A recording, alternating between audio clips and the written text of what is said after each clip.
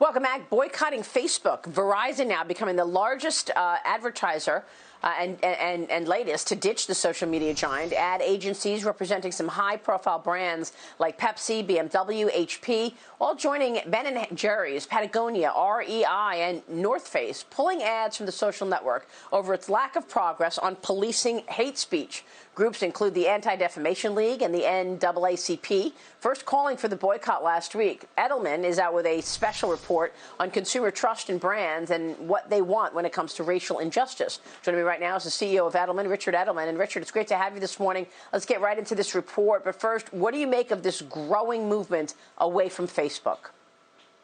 Brands really want to be practical and not political, and they don't want to be next to hate speech, and they want to be safe, and they want to sell their product. But in order to do that today, Maria, they actually have to speak up in a way about issues, especially about COVID, systemic racism, and be relevant. So they have a very fine line to follow, and in some cases, they're choosing to opt out of Facebook for now.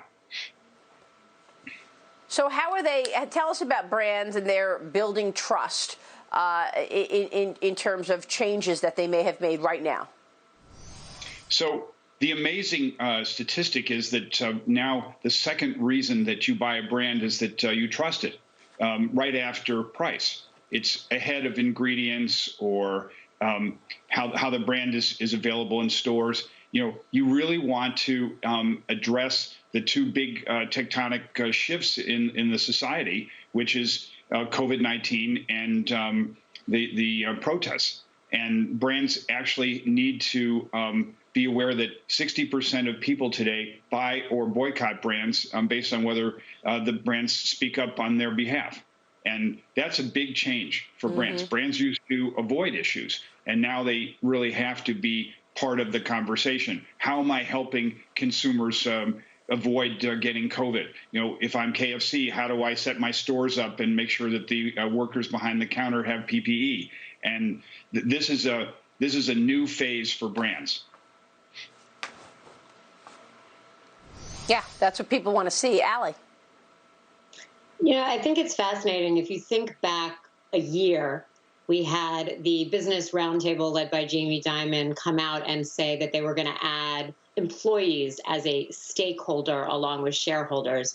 So if you think about the implications of what's happened over the last year in terms of the onus and the responsibility on the company, it's absolutely fascinating. And if you talk about Facebook specifically, I mean, we're in this world where we're in the last year or so have been terribly concerned about what the headwinds are from regulation or antitrust, et cetera. And now we add this, you know, this whole new dimension where you have to have a point of view and where you're going to have headwinds from advertisers. What do you think that does to the communication service industry? Well, all of a sudden, a key audience for us is the brand's employees, because before, you know, that was a corporate responsibility, but now it's on the brands. And people literally say, if you don't protect the employees, if you don't make sure that they're safe at the workplace, we're not going to buy your brand. So brands are the new corporations, and it's the way in which people can exercise belief-driven buying and brand democracy. And so our campaigns actually are inside out now. Interesting. Really great. Richard, great to see you this morning. Thanks so much. Thank you, Maria.